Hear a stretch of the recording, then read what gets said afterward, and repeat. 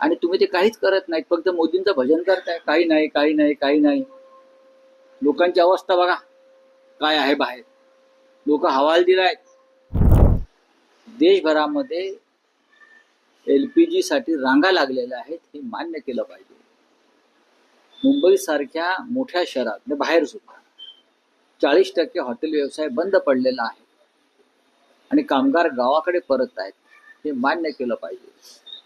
अनेक तीर्थक्षेत्रामध्ये मिळणाऱ्या प्रसादामध्ये कटौती केलेली आहे, हे मान्य केलं पाहिजे.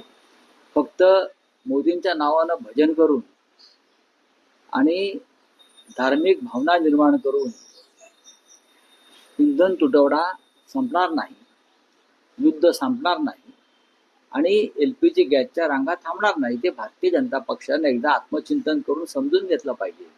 पण आता आम्ही काय बोललो की मुख्यमंत्र्यांना मिरच्याच म्हणतात आमच्या, की वातावरण खराब करतात, मोदींची बदनामी करतात. मोदी स्वतः स्वतःची आणि देशाची बदनामी करतात. प्रचाराला वेळ आहे ना. केरळ, आसाम, पश्चिम बंगाल, तामिळनाडू, इतर काही राज्यात. पण इंधन टंचाईवर किंवा गॅस टंचाईवर सर्वपक्षीय नेत्यांची बैठक घ्यायला त्यांना वेळ. महाराष्ट्राच्या मुख्यमंत्र्यांनी सुद्धा ही भूमिका घ्यायला पाहिजे की महाराष्ट्रामध्ये जी परिस्थिती उद्भवणार आहे भविष्यात, त्या संदर्भात सर्व पक्षाच्या नेत्यांना एकत्र बोलवून गांभीर्यानं चर्चा करणं गरजेचं आहे.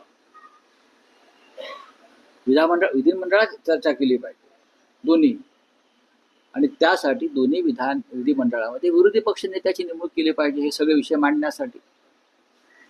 आणि तुम्ही ते काहीच करत नाहीत, फक्त मोदींचं भजन करताय. काही नाही, काही नाही, काही नाही. लोकांची अवस्था बघा काय आहे बाहेर. लोक हवालदिल आहेत. लोक हवालदिल आहेत, एवढंच मी सांगू शकतो.